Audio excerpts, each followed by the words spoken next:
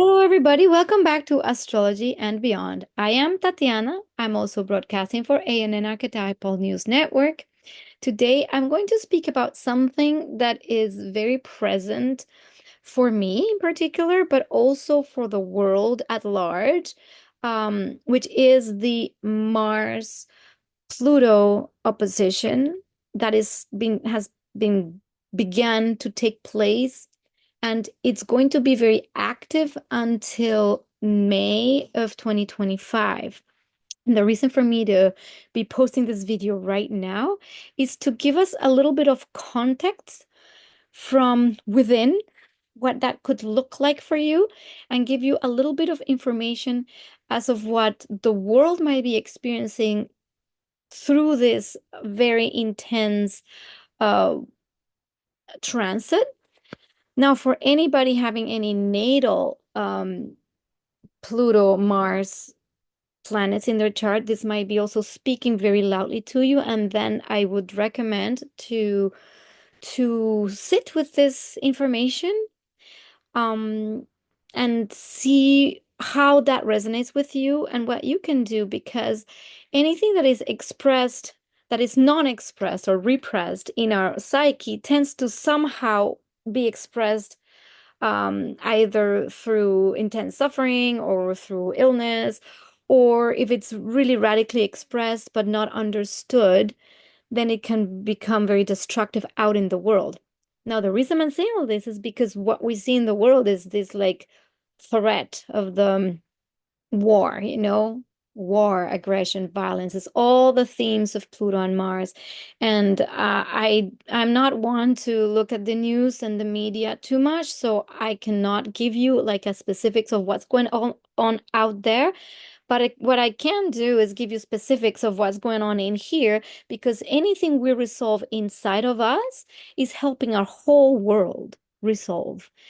And this is why it's really important to understand these things at this time. So the and I'm going to start with a little bit of what Mars and Pluto mean together as an archetype. Then I'll give you a little bit of an experience I had last night in a dream, because in dream images, things might actually pop up.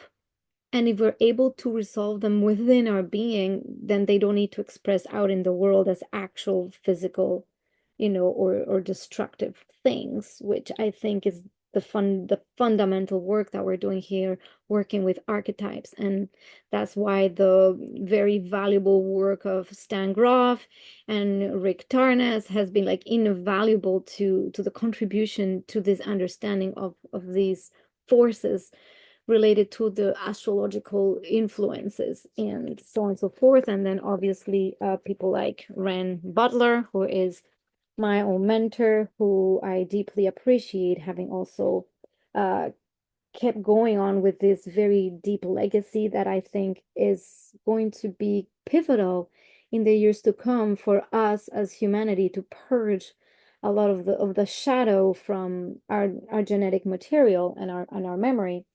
And also, of course, the work of Richard Rudd with the Gene Keys, again, very deep work that touches on the same thing, that all the information that we have is imprints in our DNA are just imprinted and from birth or pre-birth, and that those experiences of the birth or the pregnancy through birth, and how those experiences are linked also to other memories of other existences, or even the lineage or the ancestors. So this is how we heal the world, is by going inside very deeply to look at those places in our own psyche. This is why dreams are really important, because it's almost like our psyche is trying to resolve things in the dream time. So pay attention to your dreams as well. So what I'm doing is literally exposing a little bit of my own inner experience. So hopefully, if you resonate with this, you can also go into your own personal experience and facing your own shadows and your own fears, because this is essentially what we're dealing with, especially in a world that right now, in the external world, is wanting to create, or not even create, to express more and more fear, and then more fear creates more fear, and violence, aggression, fear, and all these Plutonian themes that are going to be heightened at this time until May of 2025, so that we can understand how to move through that with peace. And this is the main theme of what I'm doing. So, the Mars Pluto archetype. This is intense willpower and courage at its best and highest frequency. Obviously, that's its expression. Drive and passion. This is the primal force to do and create anything. This is what creates actual birth. This determined efforts towards renewal and regeneration and volcanic catharsis. So this, as it at its highest frequency, really evokes the feeling of all creation, which has to go through this primal force.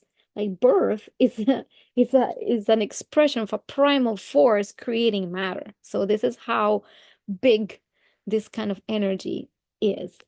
Um, Now, when this is not properly integrated in the psyche, then there could be tendencies toward brute force and ruthlessness, overextension and pushing too hard, vulgar or coarse sexuality. This is when we see the themes of aberration that we can see in the world, like torture, uh, rape, everything that we see in the world that we are maybe repulsed or by, or even shocked by. It's just some response to very, very deep-seated, again, old information in our genetic material. So in the context of the archetypal matrices from Stan Grof, and this is something I'm people that watch this channel, the Archetypal News Network channel, are probably very familiar with. But if you're not familiar with, I'll give you a little kind of a basic surface understanding of what a perinatal matrix is. Um, it's basically the stages um, that the fetus experiences before being born. And in simple terms, when the baby is in the womb at the first stages of gestation, it's in this nice amniotic fluid just floating in it, and just in this ocean of still consciousness, not being of the earth and incarnation, and not being in as in completely in the ethers either. There's this kind of in between, and this is why this BPM1 or perinatal matrix 1 is associated to Neptune, because it's like the fields of consciousness where we're not yet into full form or incarnation, but it's still connected to the all that is. And the mother hosting the baby, and her emotions and her feelings, they're all in this electromagnetic uh entanglements, where the baby or the fetus doesn't know individuation, doesn't know that it is an actual separate being. It's just still part of the everything. That's number one.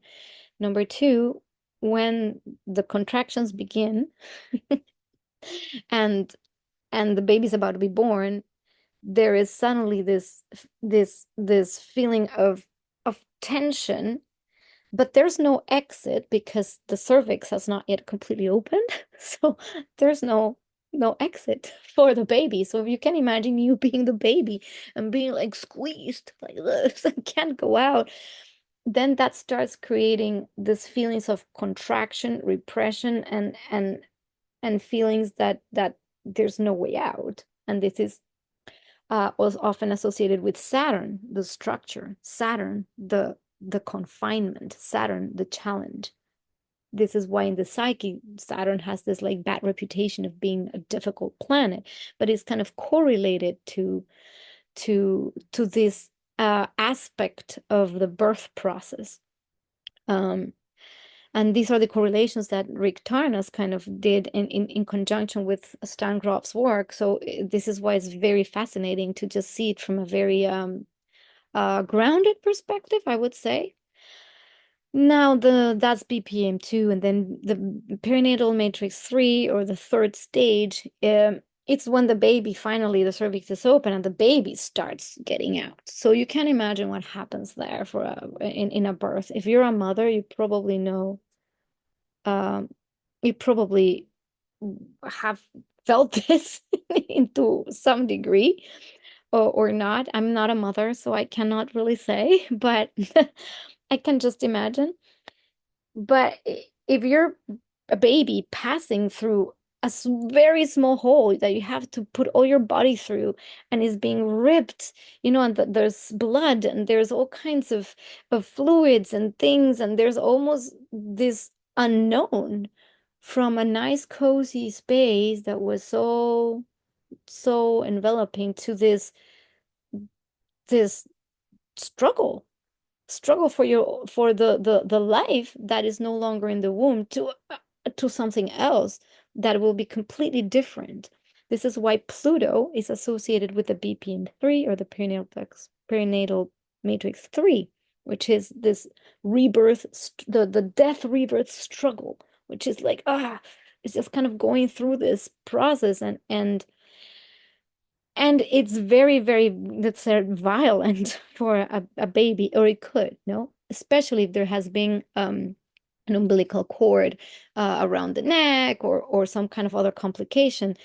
These kinds of people who have had a very difficult birth could have a lot of this anxiety producing material that then later on in life comes out in during these kind of Plutonic transits, or Pluto and Mars, um, where it's really the themes of sexuality, of raw force, are all and the same.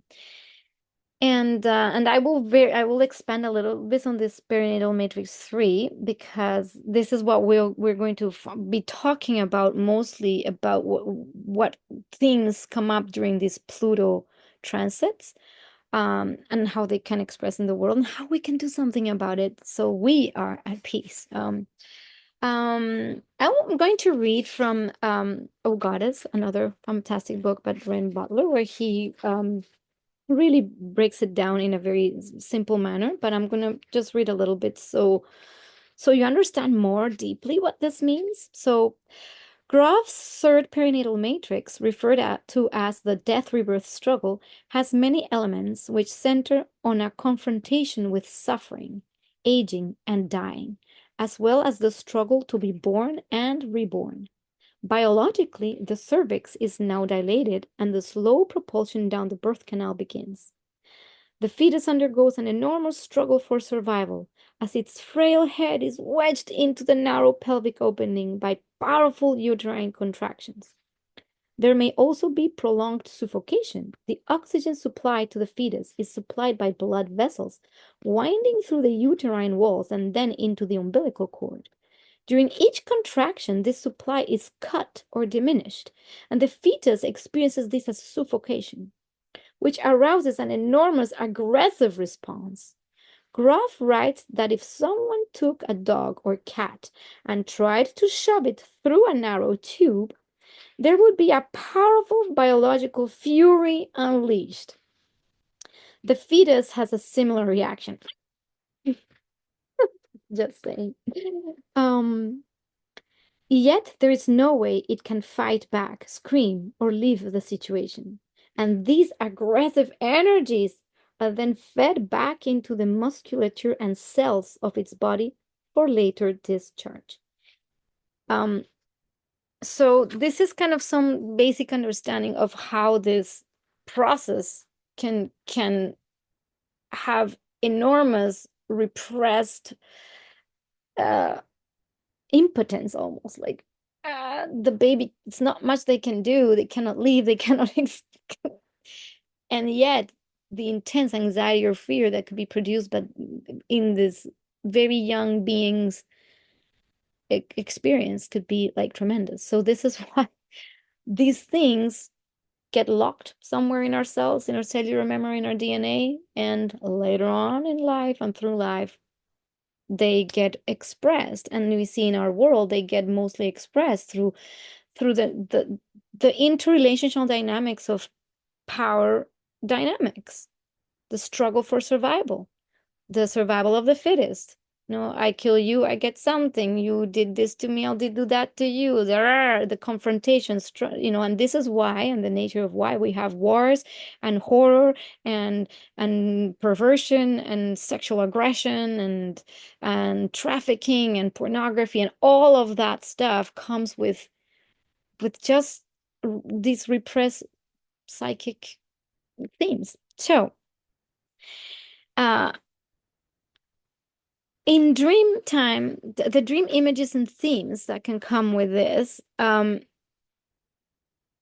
it's very interesting because I did have a dream last night, and I'm going myself through a Pluto square to my natal Mars right now, while Pluto is in an opposition to Mars in the sky. So for me, it's very, very relevant. But this is exactly an example of how you can use astrology to understand what things can be more relevant for you at this time. For me, this is relevant now, but I'm sharing this because this might be relevant for a lot of people in the world, and because this deals with the most probably destructive forces that we can imagine. This combination of Pluto and Mars can be extremely destructive, but they can also be extremely constructive. And this is why this sets up the stage for the next level, which is liberation, which is linked to the prenatal matrix 4, when the baby has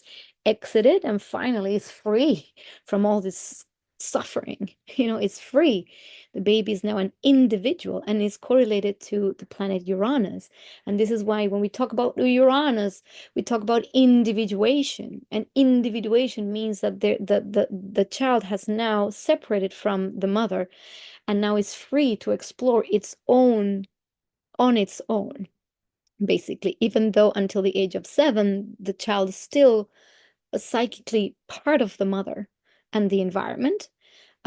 This first individuation process occurs when the umbilical cord is cut and the being is freed up from its previous suffering, um, into a new life. And this is correlated with like expansion and, oh my God, release, right?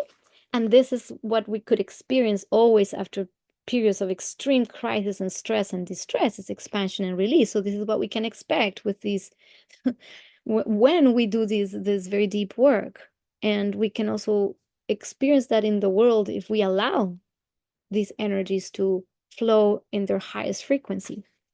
So, dream energy, images and themes. During these transits, the Mars archetype can add energy, passion, and pointed direction to any of the themes associated with Pluto and the perinatal matrix 3. In sequences of struggle and aggression, dreamers may find themselves alternating in the roles of both victim and perpetrator. These include scenes of ruthless, sadistic violence, combat with shadowy attackers, primal warriors battling monsters, brutal slugfests and tearing things to pieces, zombie killing bloodbaths, or blowing out someone's brains. People may also dream about confronting a menacing figure and grabbing or unloading his gun. Less severe depictions include macho dudes horsing around, running rockshod, or driving willfully. Destructive elements in nature can take the form of intense avalanches. Aggressive feelings may also contain sexual elements in dreams of treacherous seduction and rape, or making someone perform oral sex on a shotgun. The demonic side of Pluto can manifest as dark and menacing characters. Themes involving scatology include slicing up a pig who is also one's father, and then seeing that it is filled with feces and wondering how anyone could eat it. Pyrocathartic elements can take the form of speeding into raging infernos. Pluto's correlation with the number 3 can manifest as 3 men in black, 3 fast cars playing a dangerous game of chicken, someone shooting a garbage can 3 times in a row, or dreamers doing wheelies on a tricycle. These are just some examples of things that come out of our psyches. So here, the experiencer, me, I'm going to share a little dream and why this dream is relevant to these BPM 3 experiences of the and the Mars Pluto. Um, and what and how dreams themselves help us release this information from my psyche. Also, because these dreams can produce a lot of real anxiety, and anxiety produces chemicals and releases cortisol, the hormone of stress, and that can in turn create extreme discomfort, and it could even lead to illness. So the important take from this is to work through these energies to literally help the world. And we do it at an individual level. That's why I don't look at the news. I don't know what's happening out there. Out there is not inside my consciousness. In here is my consciousness, and that's what I do. So I have been having these dreams for over like a long period of time, not only because Mars and Pluto are right now in the sky in contact, but because Pluto has been transiting my natal Mars. So I've been having dreams of exactly all that for a while already. Scenes of persecution, not feeling safe, military people running after me, people killing me. I've had dreams of people shooting, literally shooting at me, and I'm dying. Uh, and I die in the dream, which is very interesting. Uh, uh, Being chased, demonic scenes. I've seen demons quite a bit during these times in my dreams, and really powerful demons coming towards me. And it's very scary. And that is all in the realm of thoughts, or the what we would also call the dimensions of the astral realms as well, are the collective thought forms. And we just plug into them. So it can be very anxiety producing, lots of nightmares. And so what to do about it after the dreaming? I'll tell you that later when I tell you the dream I had last night and why it was so different from just the anxiety producing nightmare or dark night of the soul kind of feelings. Uh, I was in a military complex, and I felt very safe in this military complex. There was um, a walled out place and some kind of little windows. And there were all these military people working on an operation. Apparently, there were some very dangerous guerrillas doing ruthless acts of killings and pillagings and rapings and all kinds of stuff. And the military people that I was with, I was kind of invited to this kind of booth or central intelligence coordination, like kind of a CIA, but they were on on on the war field, let's say, looking out, with binoculars to see the threat coming so they could attack the threatening forces. And I was just there observing as a guest. So I was like a bystander. I'm observing this. And I'm looking out, also trying to help to see if I see any motion. At some point, some guerrillas come and there's this massive shootings and you name it. And and then there is notice that the generals or whatever, the military people have captured the three heads, the main heads of the guerrillas, which are these mercenary people that have killed and raped and pillaged. So the military have captured them and they bring them. And I'm seeing through this little window, and they have these three people. And it's interesting because it's three, the BPM 3. So it's three people, it's three leaders.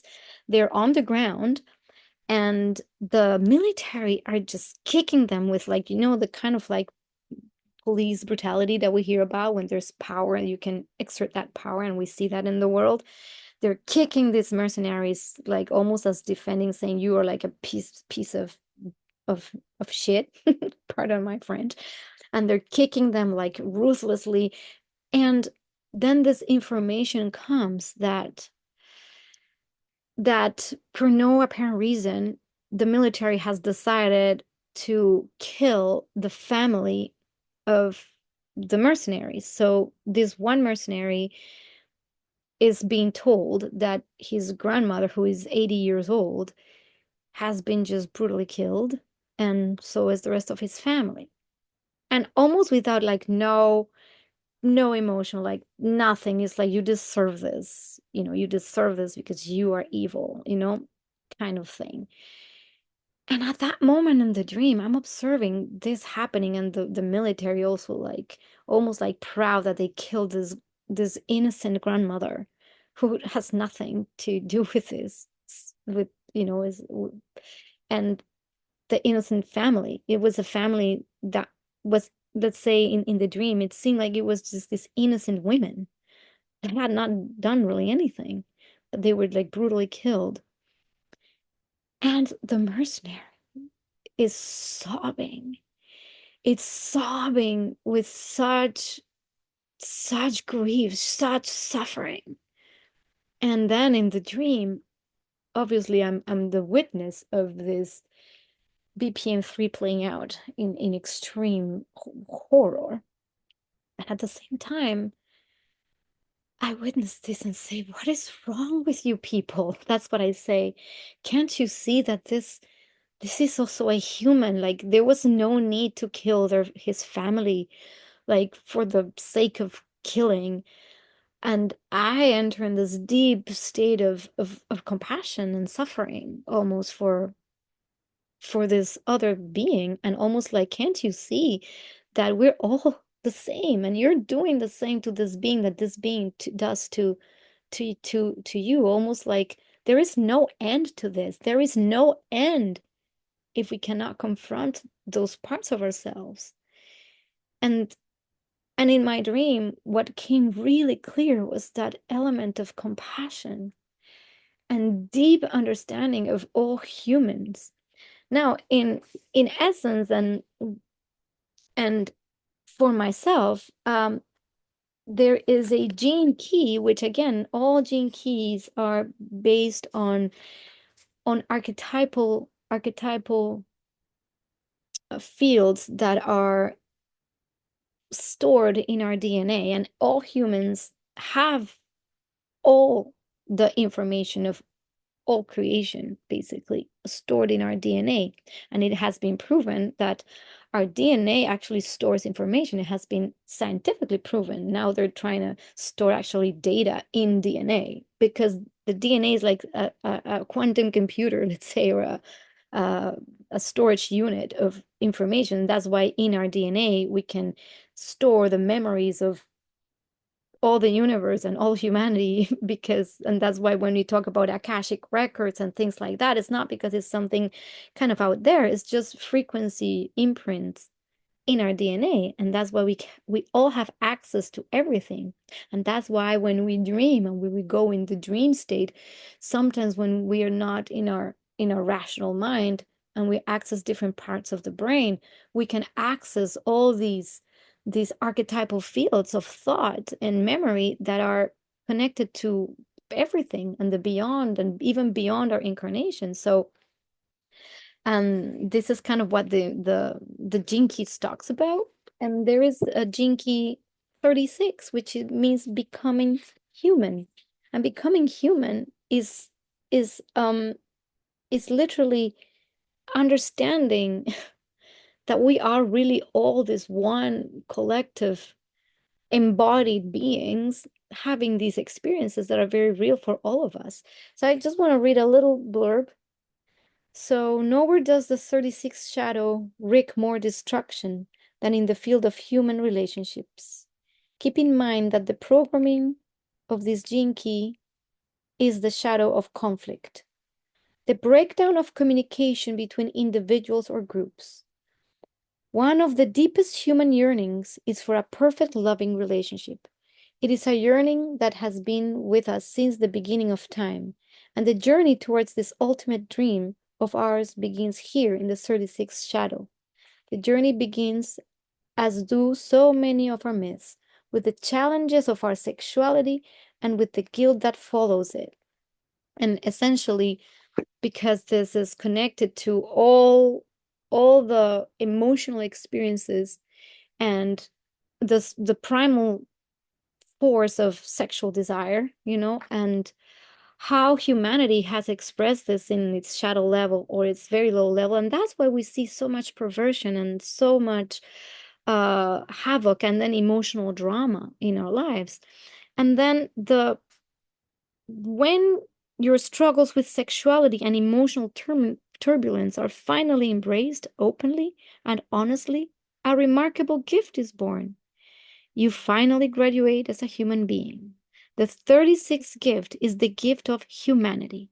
And this is what human suffering is really all about. It is our suffering that connects us all together. It opens up your eyes beyond your self-obsession and forces you to evolve beyond your selfishness. To be a fully integrated human being means to begin to transform your own suffering and open your heart to life. And then beyond this, obviously, is the highest frequency, which is compassion. So in my dream, this is why I talk about myself, because I can't talk about anybody else than me. And I can talk about all what's out there, but in reality, the out there comes from me. In my dream, this was just really, really evoking the nature of this human suffering. And the reality is that when we access that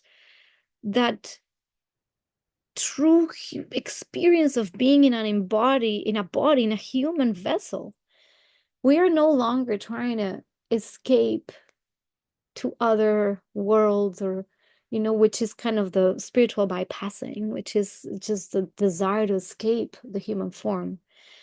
But when we embrace the human form and embrace that we are so vulnerable, and yes, we're all here struggling for survival, and, we are, and that is also, to a certain degree, is also an illusion. This is the third part of what I wanted to convey to you, is that when this heart opening, when this feeling of the other is me and me is the other really comes through, and this is through this 36 jinki in humanity, this is when we can really begin to be truly empathic and compassionate, seeing that we're not just our own little beings here trying to survive, but everybody is on the same journey.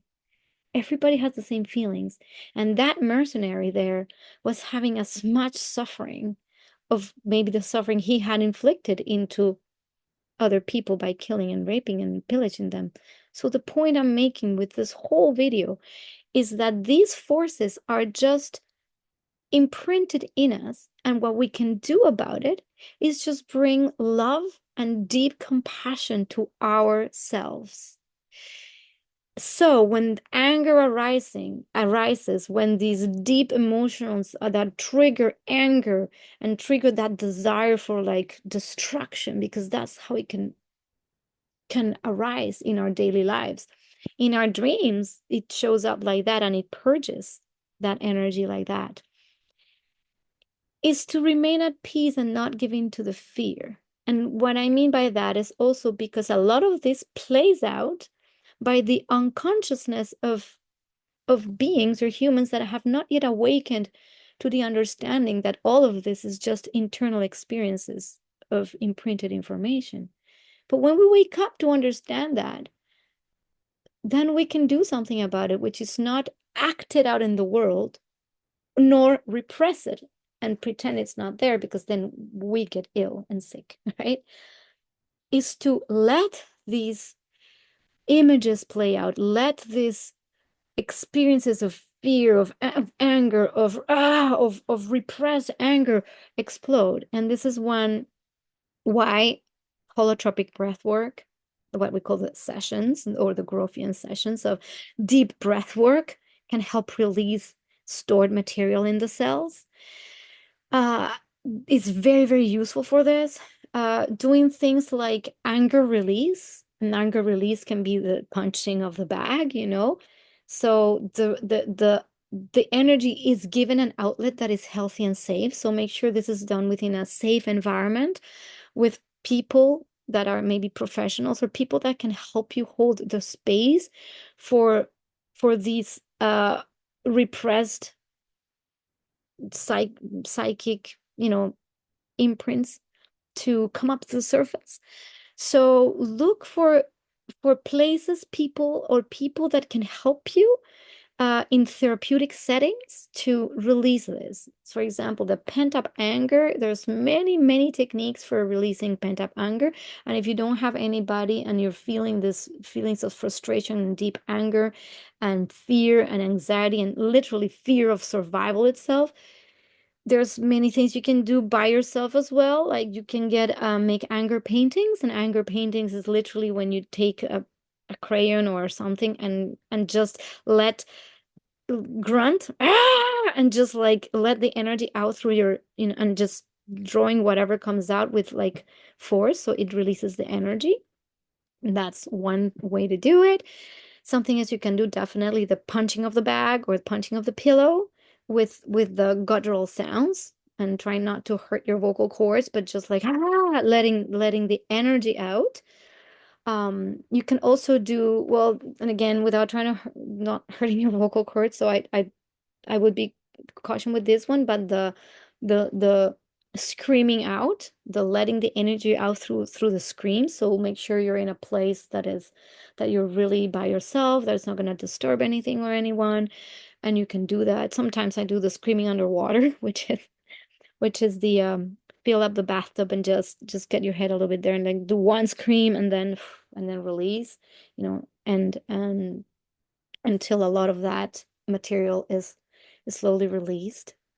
Um, then there is obviously the breathwork sessions, and that you can do with professionals that can hold space for you in the breathwork sessions, holotropic breathwork, which will definitely help. And then there's many other ways of doing it, but let's say these are some main ones that you can maybe access more easily and more readily. What to avoid, I would think, or I would say avoid the fear take over you.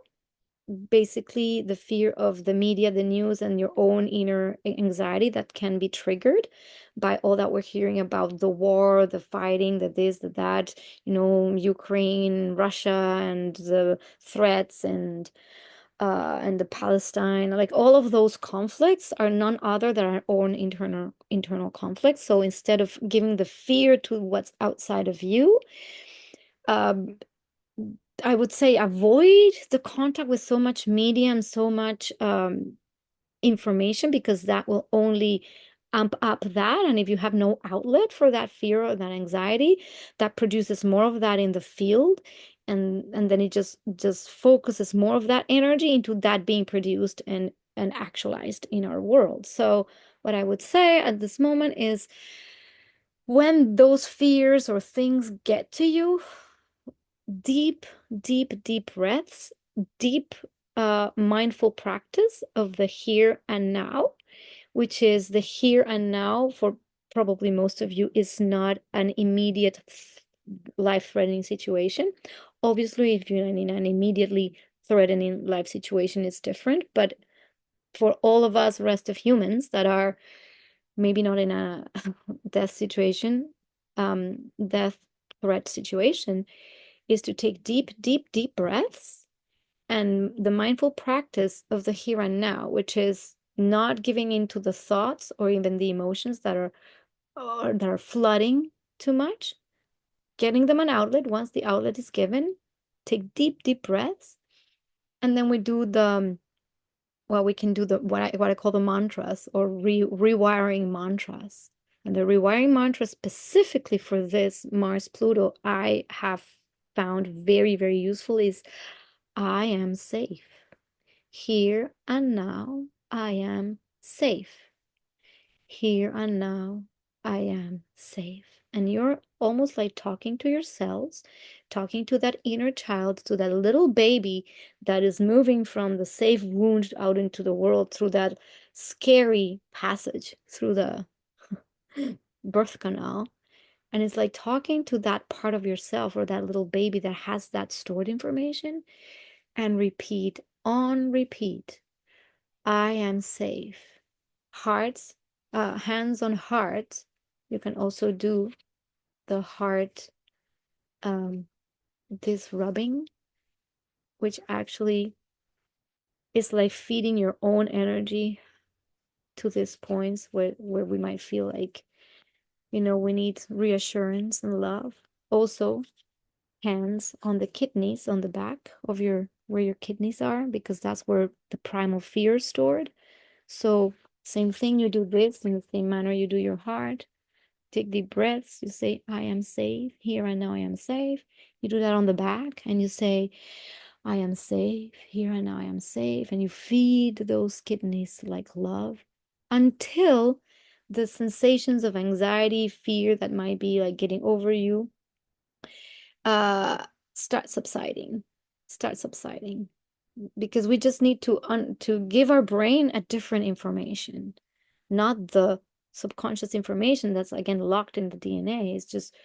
It's almost like talk again to yourselves and talk to your whole being in a language that it can also understand, until the feeling is achieved, the feeling of safety, and not the paranoia of the world's out to get me and the war is coming and the impending horrors and because this is in the human psyche. Of course, imagine back when the barbarian times, someone would actually come to a village and pillage and rape and kill. And not to say that this is not current. This is also still happening in our world, by the way, in certain areas more than others, but it still happens.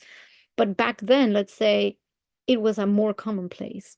And all of that is still stored in our memory, in our collective human memory. So by doing these exercises, while these transits are occurring, while this Pluto-Mars in the sky is transiting, and a lot of that will be very active for some people, uh, do these things, and that's how we can start slowly, slowly uh, removing that shadow material from the collective consciousness. And that's kind of what I have for you today. It's a very different video today, but I felt extremely compelled to talk about this because this can be, and whether you believe it or not, a life changer for our world. Because when one person does that work, it impacts the fractal of all humanity.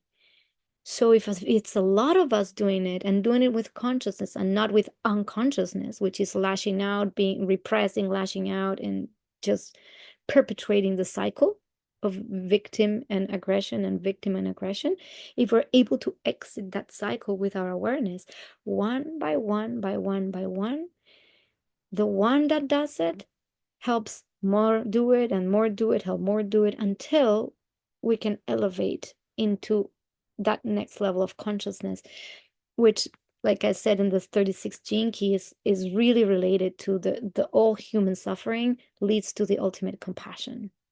And the ultimate compassion is that we are all really one and connected in one field, and that the one over there suffering is also me. And hopefully one day, our world will cease to see the war and the conflict that it's been perpetuated on and on and on. That can indeed lead to destruction, to the ultimate destruction of our civilization, which, by the way, has happened before. So this is the time where we can shift that, get into our hearts and project or emanate out into the world more of that compassion. So this is all I have to say. This is my message for you. And if any of this resonates with you, please feel free to share and like and subscribe to Astrology and Beyond and to Archetypal News Network, and you will see more of me. And let's not forget, last but not least, I have the Black Friday deals still on for the month of November, which is 50% off any of my readings or my guidance readings. So if you want any of the gifts I have to offer for you to help you move through whatever it is that you move through life with this kind of understanding, then please feel free to message me. And I love you all. See you in the next video.